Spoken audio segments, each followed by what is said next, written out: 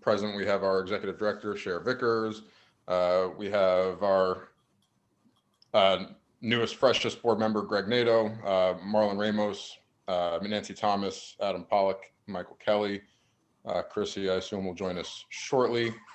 We have our General Counsel, Bob McLaughlin, his associate, Catherine Kemp, and our Special Counsel, Kelly Pressler. I think that runs it. I see the meeting has been duly noticed. And before going into any of the other substantive agenda items, I will ask for a motion to go into executive session to discuss proposed, pending, or ongoing litigation, yada, yada. I move that we go into executive session. Thank you, Nancy. Do I have a second? I'll second. All right, thank you, Mike. On Aye. Aye. opposed, abstaining, motion carried. I so move to come out of executive session. Do I have a second? I'll second. All in favor, say aye. Aye. Aye. Aye. Opposed, abstaining, motion carried. All right, I'll let everyone else in.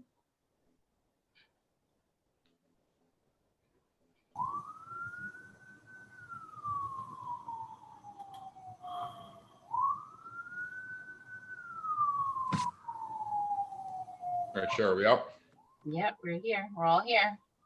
Okay. In executive session, there was a vote to authorize counsel to pursue certain rights and remedies the IDA has, as discussed.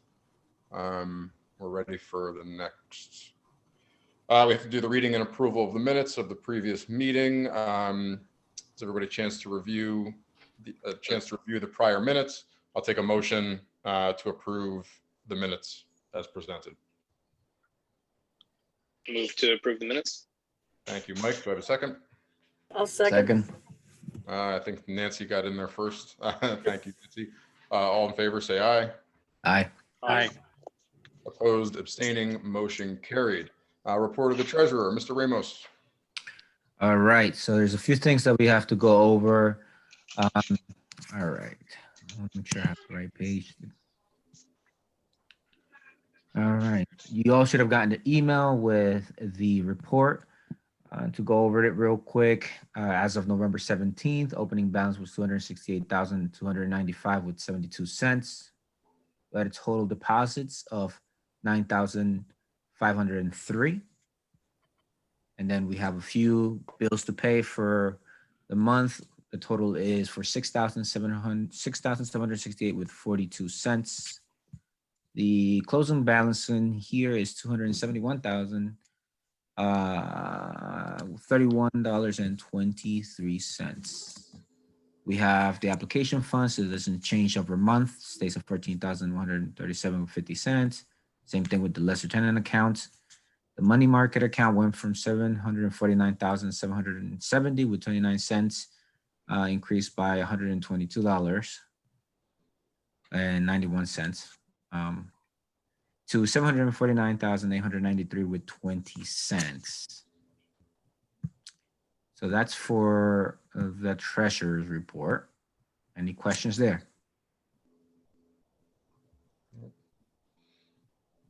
Okay. Motion to approve. That's the report that we can approve, right? Mm-hmm. Done with that piece. Okay, I'll take a motion. I make a motion to accept the approve report as treasurer's written and report as presented? read. Well, Okay. I think Chrissy's got first, but I'll interpret Adam's attempt as a second. All in favor, say aye. Aye. Aye. Opposed, motion carried. Marlon, continue, I'm sure. More. Okay, so in continuation, we have, as the audit committee discussed a few items. Let me make sure I have all of the stuff here in front of me. I'm toggling between just y'all. Bob, can you just remind us, do we have to vote on each one of these individually, or can we vote on them as a package from the finance committee? On the policies? Yes, Yeah, as a package is fine. Okay. except for the, we are allowed to keep the one UTEP out as we're discussing it. Correct. We just, before you vote, you just note that. All right. So thank you for that, Chrissy. And so So yeah, so we basically, that's where we're at with the UTAP. I think Chrissy is way more informed on what's what we discussed earlier. And so our recommendation was the adoption, obviously, but with the keeping in mind that we're undergoing some changes with the UTEP policies. So that's basically the recommendations for all of the policies. Do I have to actually name all of the policies out? We should list, but I'm going to jump in just for a second. I did review the policies. I had very little comments on them this year. The one that on the procurement policy at page 5, there's a section that allows for alternative procurement by the city in the event that the IDA were purchasing something that the city was actually procuring. A minor point just for that heading, it should be an alternative procurement by the city for the benefit of the agency, but that's more of a clarification. The internal controls I didn't review because that's really for your auditor to comment as part of your annual audit. The code of ethics, the only thing that jumped out at me that might be a consideration, maybe not this year, but next year, is allowing board members to have investments in mutual funds where those mutual funds may actually invest in companies that may come before you. And I'm thinking about specifically Amazon, who's been in and around Orange County. It's conceivable that at some point, one of you may have a mutual fund investment that may invest those funds, and Amazon may be part of that portfolio. To the extent that happens, or a similar type of company happens, some IDAs have excluded that from the code of ethics as a permissible investment, provided that it's in fact in a mutual fund. It's a minor point. That's the only thing that jumped out at me, and it's certainly something you don't have to consider this year, but could consider. Would you also consider, because we are within certain zones, there are people who are putting together funds relative to purchasing within opportunity zones, or is that too close? Is that too closely connected versus a company like Amazon? I think that would be too close, and I think opportunity zones are completely different than what I'm trying to make the point is. If you're typically on a code of ethics, you typically can't invest in certain companies, and your policy does say that there have been written exceptions for mutual funds. Opportunity zones are something that I don't think any individual board member would invest in, but to the extent that ever becomes a topic, Chrissy, that's something that we can look at and discuss at that time. But I mean, I might invest in an opportunity zone fund. So it's not going to come before the IDA, but. Well, yeah, and that's the point. I mean, you can invest in an opportunity zone, but not in the city of Newburgh. Not in the city of Newburgh? If the project's coming before the IDA. No, right. Obviously not before the IDA, but. Right. If it's in the city of Newburgh and there's no way that it's coming before the IDA, then right. There's the file. Yeah. Okay. That's what I would think. Yeah, I agree with you. So do we have to make a motion to approve the finance documents as recommended with your 2 additions, less the UTEP, because we are still discussing changes to the UTEP policy? So for the record, you are considering approving annually again the whistleblower policy, the strategic financial assistance policy, the anti-harassment policy, recapture policy, property disposition, procurement, uniform criteria of projects, use of discretionary funds, investment policy, disposition policy, internal controls, code of ethics, and conflict of interest. Thank you. I think Yes, I have- all of I those. think I have them all. Aren't we looking at the financial assistance policy too, though? The strategic financial assistance policy, or do we want to hold that out in addition to the UTEP to discuss both of them? That's what I mean. I think yeah, Tandemly. both of those are what we're looking at. Mhm, I mean, by looking at, I mean right, reworking, yeah. reworking.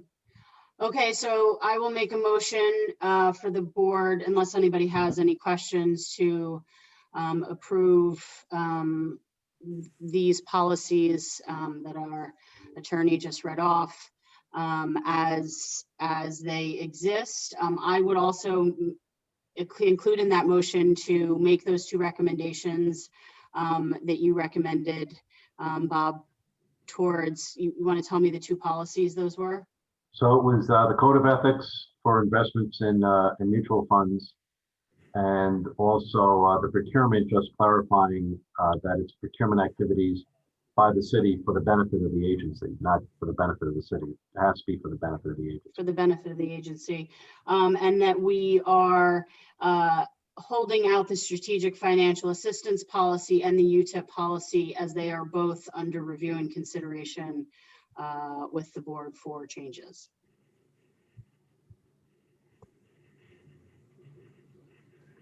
Right? Yes, Uh, need a motion. So That was my motion. That was the motion. That Take a was the second. motion. Anybody going to second me? I will second the motion. All right, all in favor, you, say Adam. aye.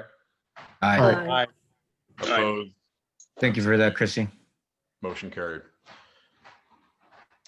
Where All we at, right, Marlon? so we do have a few more items. So the committee also recommended to the board, wants to recommend to the board the adoption of the 1-year budget Mhm. taken from the 5-year budget. So that's for the 2021 year. And I believe we also have to recommend the 5-year. Correct me if I'm wrong. Yeah, for both, the 1 year and the 5 year. Yeah, so it's for the 1 year and the 5 year. The 5 year, we actually discussed it in 2 meetings ago, I believe. So the audit committee is recommending to the board the full adoption of the 2 budgets. So that's a resolution, so we need a motion and then we can read off the names.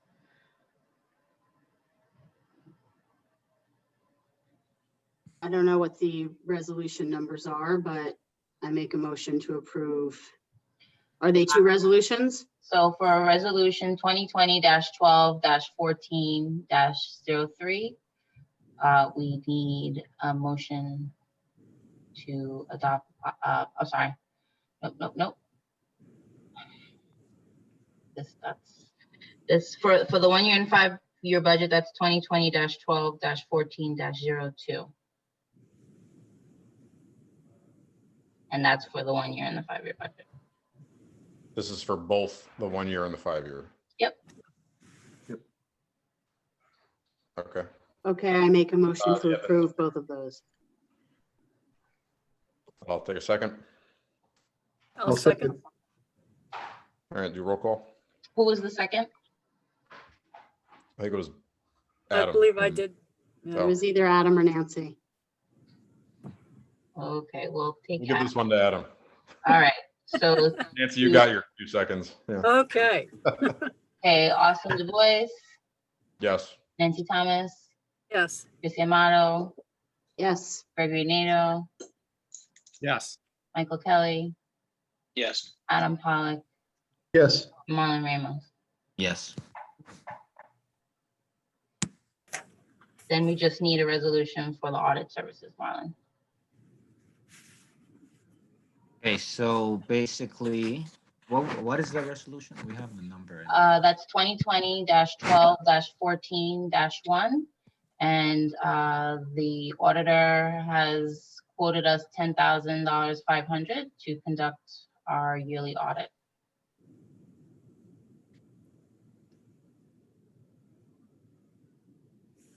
Right. If there's any, if there's no This is, further description, we'll just take a motion to approve that resolution. Right? Yep. Okay. Anybody have a motion?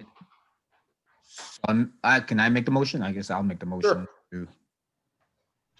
to hire for the resolution, to approve the resolution 2020 2020-12-1401. We have a second? I'll second. Sorry, who was that? I'm just listening. Gregory. Gregory. Craig, okay. And I'll do the roll call. So Austin Du Bois, Yep. Yes. Nancy Thomas, Yes. Marlon Ramos, Yes. Chrissy Amato, Yes. Michael Kelly, Yes. Gregory Nato.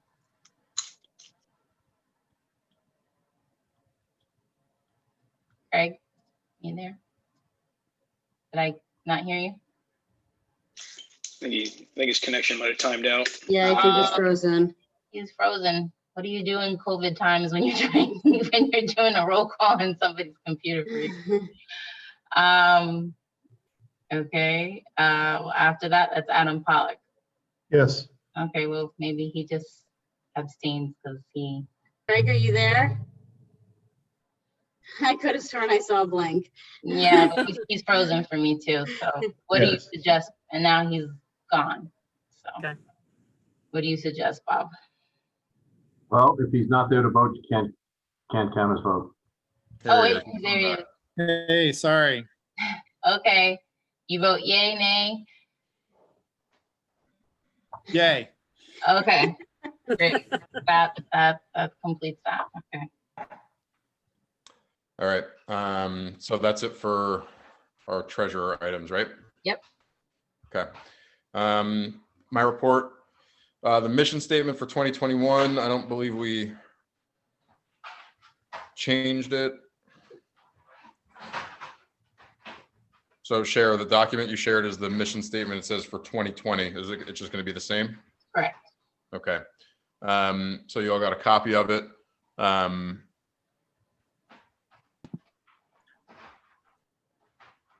Now this mission statement, I do think it bears amending at some point, and I apologize if it's noisy over here. My adorable puppy has decided to like bang around in her cage. At least she's staying in one place and not doing anything objectionable inside. So this mission statement is taken like directly from the statute from the state of New York, which was characteristically very sort of like boring and safe thing to do years ago. I think we should look into tailoring it a bit. I think we can approve it as is for now, just because we have to, reapprove it every year. But perhaps in 2021, we can get together and sort of really do a more robust kind of look at it. Well, Bob mentioned the possibility maybe of doing like a Zoom retreat for 2021. That's right. Yeah. So yeah. if you're up for that, then that's definitely something we can discuss. There you go. So what do I do? Take a motion for that one? To approve the mission statement? Actually, that's going to be part of the resolution that approves everything. So. Oh, I see. The policies and mission statement. Yep. So, All right. So when Chrissy did that motion before, that was kind of not. that was just for the audit finance committee's recommendations to. Okay, just explain the difference now to me. So the audit finance committee recommended. All right, so we're accepting their, I got it. Okay.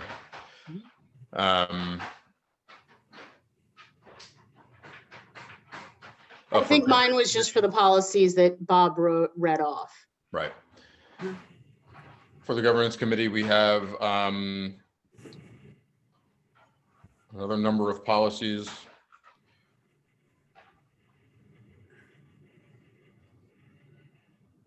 So I'm gonna share, do we have a list of, or can you read off the policies that we're recommending from the governance committee? Or give me 1 second. I know one of them is the bylaws. We're recommending that it be adopted basically as is. There's one change because in our bylaws, it says that we shall have a comptroller. Right. That's, So yep. we're just changing that to may because we don't need a comptroller, and I just don't like, it doesn't make sense to have it say shall and not have one. We can just have it say may and maybe at some point get one. Yeah, so I may have jumped the gun, Austin, on the Oh, did we take resolution it that out? Christie made. The resolution that Christie made really included all the policies that you're talking about now. But Okay. but I don't think we did it as a resolution. We just did it as a vote. Okay, Yeah, that's why I was confused because it wasn't clear that, Yeah. Yeah, the resolution ending in 03 does everything instead of, yeah. Bob, did we have to vote to accept the recommendations or would it have been sufficient just to vote on this resolution? would have been just sufficient to vote on the resolution. But the resolution doesn't include Bob's two changes and does it exclude the strategic financial assistance policy? And No, the- but we'll do that. I mean, I presume we'll do that when we're gonna vote on the resolution as amended per what we're discussing. well, just also, Bob also suggested or mentioned that, confirming Nancy and Austin are going to be the contacts, the reporting persons for the anti-harassment policy. You're fine still being that same Yes. person? Okay. Yeah. And did we address, Bob, the conflict of interest? I don't think we need to do that right now. I Okay. think that's more belts and suspenders. I think you're fine the way it is. And then, as I said, the internal controls, which is the only one I didn't look at, I always defer to your outside auditor.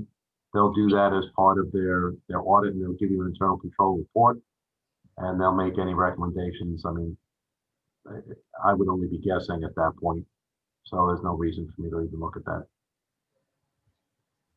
Okay, so then the governance committee, if I'm going down the list, remembering correctly, which committee has which policy, the governance committee should be recommending the bylaws, the anti-harassment policy, board of directors' duties and responsibilities. I thought you all had code of ethics, conflict of interest, internal control policy.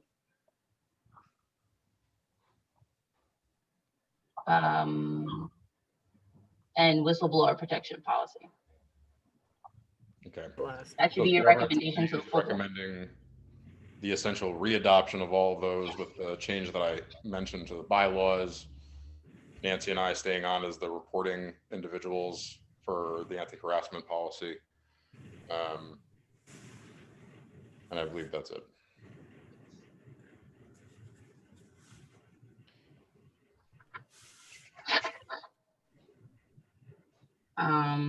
So are we doing the actual resolution in this? Yep, we can do the actual resolution. So do I need to Well, add the things from the previous resolution that we consider excluding the UTEP and the strategic financial assistance policy? yeah, the motion is going to be to adopt the resolution with the following amendment, removing essentially the UTEP and the strategic financial assistance. Okay, and Bob, you sure I mean, there's no reason why we can't incorporate your two. Or we can- Comments, we I can don't think add it's the in- end of the world. We can add in the change regarding the procurement policy, adding in that the clarification that it's an alternative procurement by the city for the benefit of the agency, and then adding in a provision in the code of ethics that would allow the exclusion of mutual funds from investments as a violation of the policy.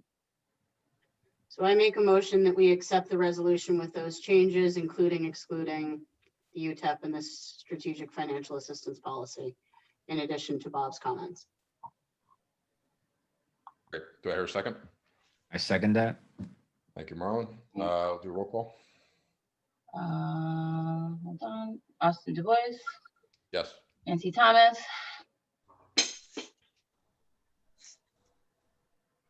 Nancy, Yes. oh, okay. Get back to the list here. Adam Pollock, Yes. Marlon Ramos, Yes. Christina Amato, Yes, Michael Kelly, Yes. Gregory Nato. Yes. Okay. All right, great. The last piece of my report, I think the last piece of my report, well, anyway, the Strategic and Economic Development Advisory Council, we had a 2.5 hour retreat with the city council last Saturday, which went extraordinarily well.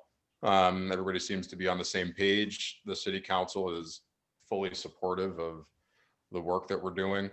The city plans on doing an RFP for like really getting 4 RFPs in the hopper. A joint RFP with the land bank for the parcel. There are 2 parcels right behind like Mamaru. One's Liberty Street facing and one's Chamber Street facing. They're cleaning it up, right? Sorry? They're cleaning it or doing environmental remediation there? The Liberty Street side, they have cleaned, I believe. It's all done, or it's very close to done. I think there's just paperwork to be done. And so the idea is to do a joint RFP with the land bank. So one developer can come in with one vision for the entire parcel or the entire lot, whatever you want to call it. For the property at Clinton and Liberty, there's an old gas station there. Now there is some environmental issues there, but the idea is if we partner with the right developer, they'd be able to handle a portion of that. And also for 2 parking lots, the one on Grand Street near the library and the one on Grand and Broadway across from City Hall, to do something along the lines of maintaining parking there, but maybe like as an underground thing, and then having, retail on the ground level and apartments and stuff up top. You probably are aware there already was an RFP for the City Club, and there were multiple responses received from that. Not sure how much detail I'm allowed to go into on that, but there were some good responses. I'll put it that way, in my opinion, anyway. But the fact that we presented all this in a pretty organized fashion to the City Council, and they were roundly supportive of it, was really, really encouraging. So more to come on that. We're going to try to stay in touch with them formally, like at least every quarter, to make sure that we're all still on the same page and everybody's included, and any potential exciting development doesn't go by the wayside because of avoidable community issues. A lot of you probably saw that the Grand Street project is like rolling along. The proposal was accepted by the county legislature. They were not sold, as the Record reported and as River Opportunities reported.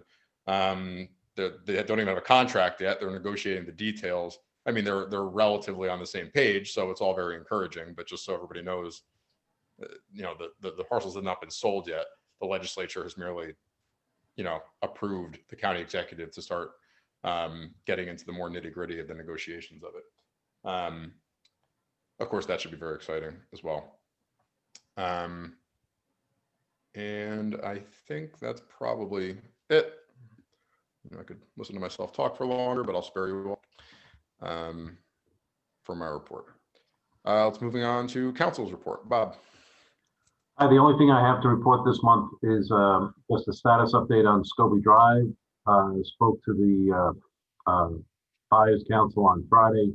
Dominic Ladisco, they're in a holding pattern. They've submitted everything on the PFAS contamination to the Department of Environmental Conservation, and they're just waiting for a determination to be made by DEC whether or not the cleanup plan can go forward, or if they have to put a stop to it at this point. So tried to get a better idea of timing, and I think if not next month, certainly by February, we should have a better idea with DEC. I think part of the problem, unfortunately, has been the pandemic and the delays that have been caused by the fact that most of DEC is working remotely.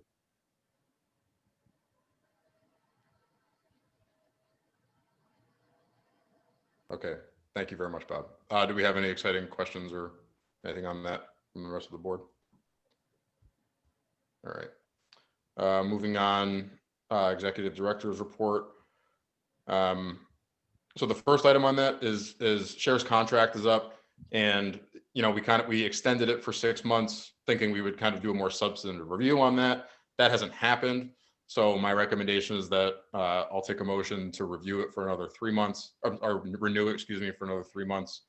And we're going to get just a governance committee meeting on the calendar, so we actually do a more thorough review of it. And apologies for that. And I'll ask for the motion. You guys can make it without me because this, I'm about to get a. I'll make the motion, Austin. I move Sorry. that we extend Last year, but yeah. director's contract for another 3 months and then address it more in depth upon completion of the 3 months. And I'll second it.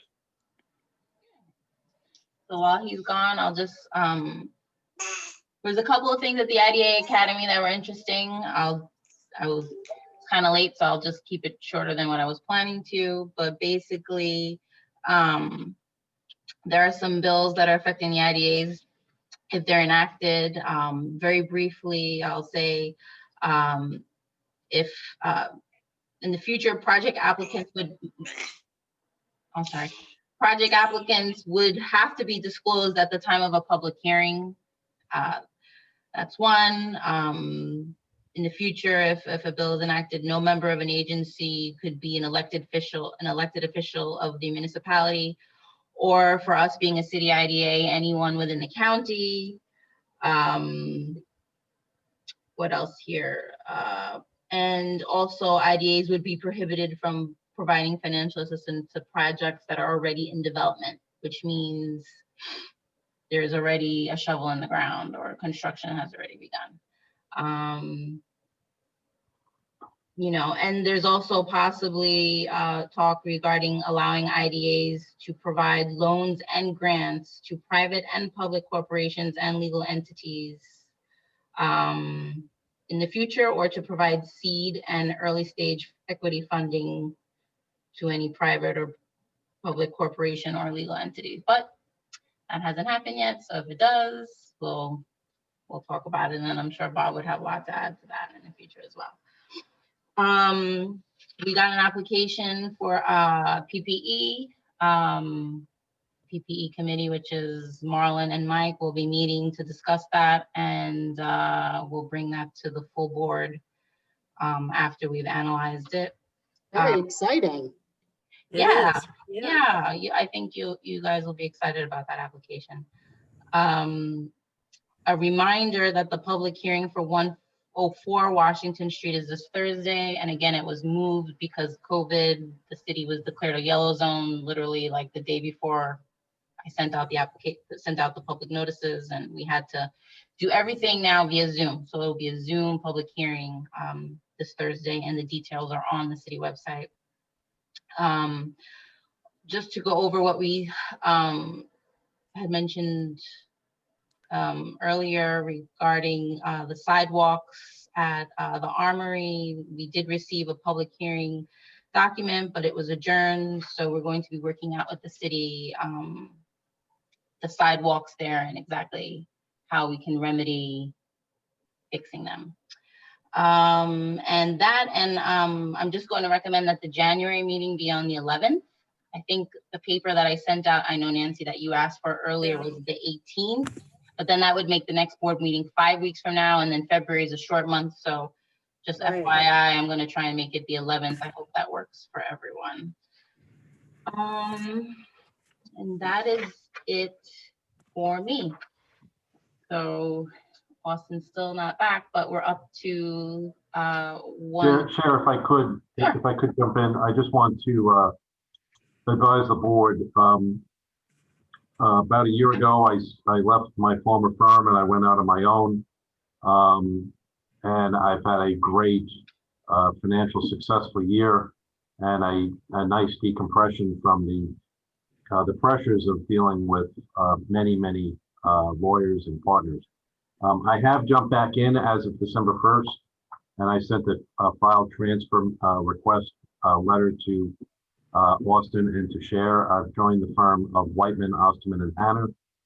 It's the largest firm in the Capital District. Great group of lawyers that I've known for more than 20 years. What's great is that it dovetails perfectly with my practice. Municipal focused real estate, a lot of environmental experts here. And so if the board would approve, I'd like you to give the authority for Austin to sign the file transfer memo so that all the files that I was working on in my former practice would come here. And then I'll continue to represent you under the same circumstances and rates that I've been doing for the last, I think, almost over a year, almost 2 years, I think, or a year and a half. Hey, Bob, before we jump into that, I believe we still have a motion on the floor that we didn't actually vote on to extend Cher's contract. I know Austin's not back, but thought we should deal with that first, no? Yes, you should. That's right. You did not vote on that. Yep. Well, no, there was a, And it looks like Austin is on his way back, so he can be here to vote on it. Great. Sorry, guys. All I want for first Christmas is a Adam, and doggy then it was- door. Oh, I mean, in my notes, I thought it was, I mean, I'm more than happy for you to do it again, but I thought it was first Adam and then Mike in my notes. Yeah, that's how we moved, but we didn't Right. vote, so We didn't I'm vote. fine to go with it. What are we voting on? So it was, we never actually voted on the extension The of Cher's contract contract. extension. Oh, okay. All in favor, say aye. Aye. Aye. Aye. Opposed, abstaining. Motion carried. Anything And else, then- Bob, or? yeah, no, okay. no, I just, I think there needs to be a motion to allow Austin to sign the transfer letter. Austin, we were discussing Bob's transfer agreement letter. Sign on that. Okay. Yeah, we can make a motion. Yep. I'll move to go ahead and authorize the signature from the executive. Okay. Do I have a second? I'll second. All in favor? Aye. Aye. Opposed, abstaining, motion carried. Thank you.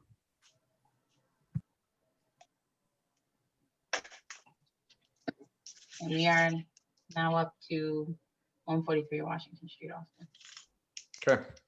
All right, welcome everybody. Oh, welcome everybody from the 143 Washington project. So when we were last on, you were giving us a little idea of what the Osborne Group does. And since they'd be sort of in charge essentially of the residential component. I'm sorry, guys, this is like killing me over here. We had asked that they would come on and kind of give a little spiel about what they do and how they do it.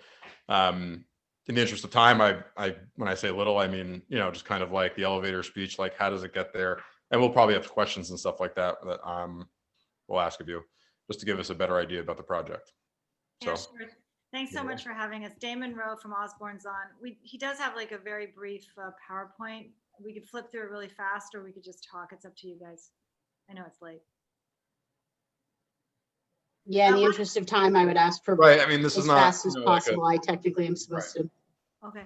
All right.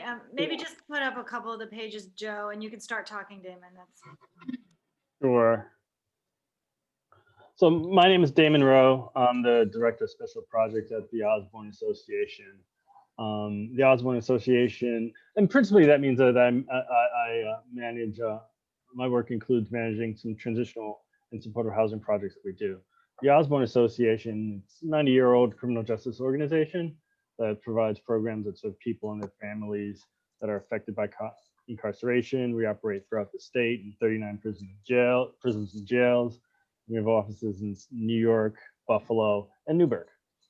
And then, again, if anybody has any questions, just feel free to jump right in. So with respect to the sort of problems that we try to address with our programs, there's like 3 structural factors that we think really lead to the size of the problem that we face. One is the systemic racism, of course, that has been part of the history and legacy of our incarceration system, which results in vastly harsher impact for people of color. And our incarceration system is just big, it's huge by population. And when people are released back into the communities, they face even bigger challenges as a result of their social institutionalization. And just the effects of like being dislocated from their family and a world that's evolved as they were locked up. So our programs mainly seek to address the human and societal costs of crime and incarceration, and we focus on breaking cycles of poverty, systemic racism, and exposure to violence and trauma. So we offer a full suite of programs that range from workforce development programs to family reintegration programs, living skills training, and other programs that address specifically substance use disorder and health and wellness. Now, on just in terms of impact, our alternative to incarceration programs, reduce time that people spend in jail, our programs that maintain family ties, reduce the cost of housing and homelessness and the dislocation that the our incarceration system causes. And with respect to housing and 143 Washington Street, housing is of course a huge problem and huge challenge that our work has sought to address over time. But a big part of what we do is also economic development programs that provide both job training and jobs. For example, we operate a number of social enterprises that are in the food service industry and janitorial services, as well as in construction. That is a lot of what we do and what we seek to do in the community. In Newburgh itself, our office has 10 employees, 9 full-time, 1 part-time. We've got about 52 total employees in the Mid-Hudson region. And those employees outside of Newburgh are basically part-time employees that do a lot of work inside the state prisons. But what we seek to do with Newburgh is sort of shift from our prior focus, which has been largely administrative, and the Newburgh office has functioned as an administrative center, into more direct programs within the community. And this project would be a great opportunity for us to do that, starting with providing on-site services to the residents that are formerly incarcerated that live on site. And for those residents, we'd really target a population of people who are prior residents from the city of Newburgh, over the age of 50, and of course people with justice involved in history. And the way we try to go about our work really would be to try to partner with local organizations and use the local skills and knowledge in order to bring our local and history of expertise in dealing with the problems that address face the population that we serve, bring all those different resources to bear. And this would be a great opportunity for us to do that. So we're very excited about it. Can I ask 2 questions? You said you already have offices here with about 10 employees. Mm-hmm. Are you located near there already, or you guys already have offices? It's about, I guess it's about 3 blocks away. It's on Ann Street. I actually don't remember the number across Street. That's okay. Yeah. My other question is, you said, so the population there that you're suggesting are over 50 previously incarcerated, and they are they're already in Newburgh, or they will become new Newburgh residents? People who were from Newburgh before they went to prison. That's the population that we try to target. If they're actually homeless within Newburgh, that would also be who we'd be seeking to target as well. And they would be the ones living there, or they would just be the ones that the office would be servicing? They'd be the ones living there. The office would service, our broader program focus is not just about justice involved people in terms of people who are directly facing, arrests, adjudication, or returning from prison or jail sentences. It's also about the families and youth, children particularly. So we would serve that broader population out of the office, but the on-site services for the supportive housing units would focus on the people who are over 50. Chrissy, just to remind you, we've applied for 5 supporting housing units out of the approximately 15, 17 total units. So this would be supported for just those 5. We're not putting other units in the supportive housing program. Okay, and does your financing allow for you to pick people specifically from a geographic area? Most funding requires that they determine where the people come from. The supportive housing funding specifically? Well, the funding will comes through the state Empire State Supportive Housing Initiative, which is much more malleable in terms of the referral process. For example, the city of New York it's much more rigid. It's not just like a geographic area. There's also, you know, a ranking system that looks at risks of homelessness. But the state is much more open to allowing a service provider to focus on the population that their design and mission is and programs are designed for. So with respect to focusing on geographically on the city residents, we spoke with the local continuum of care, which is in charge of administering the coordinated entry system within the Orange County. And they were receptive to trying to focus on people from the city of Newburgh. And we think we'd be able to do that. So that's what our goal would be. And we try to one of the means we try to work to utilize for that is to work with a local partner like Newburgh Ministries specifically on trying to partner with them in their emergency transitional housing and trying to as a means for referring people to the permanent supportive housing. Yeah, because that was going to be a question of mine was how do you quantify somebody's from somewhere, like, you know, years of residence, where they were born, you know, where they've been living for the past year, like how is that quantified as I'm from someplace? Yeah, I think that would be a collaborative process with the local community members. That's one of the things that we'd heard that from local groups is that they would ideally want the site to serve people within the city first to the extent possible.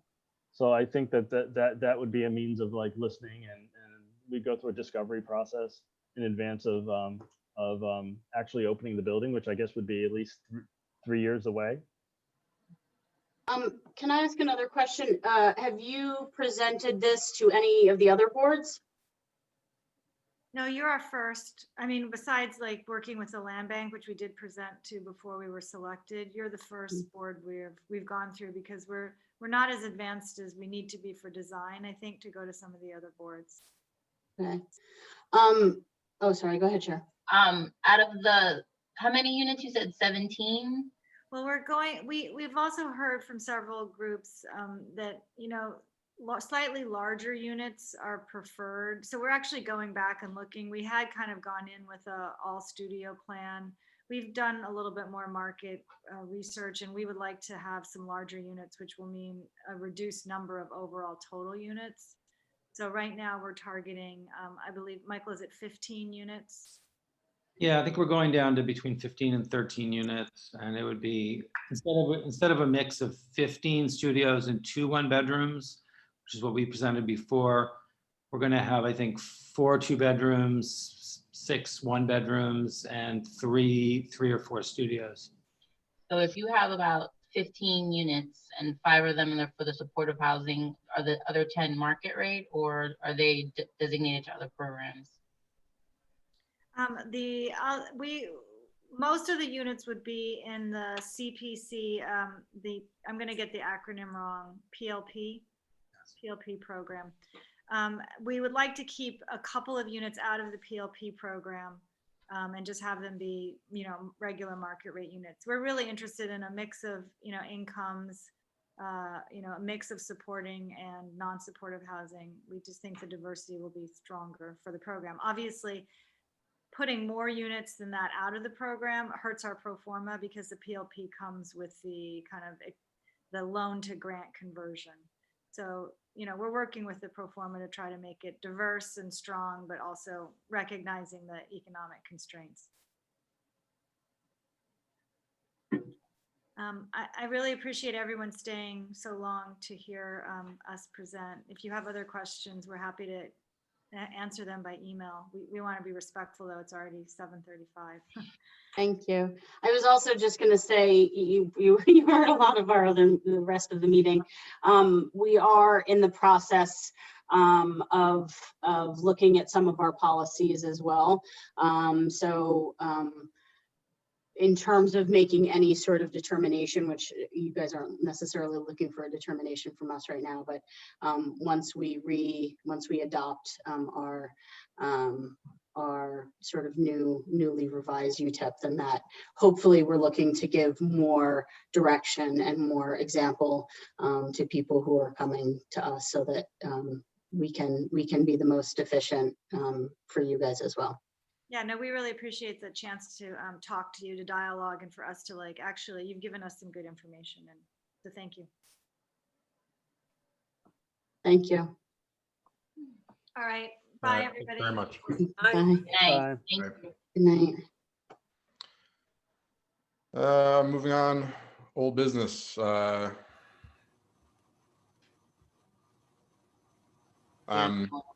mean, the Attic Labs thing, are we discussing that or what? Or, No, it's just from when he requested and it just stayed on there. So they're not presenting. okay, so that's no longer an agenda item. All right, we're gonna do an executive session. Really is more of a formality just because technically we're appointing new counsel in a way, right? Because Bob's moved to a new firm.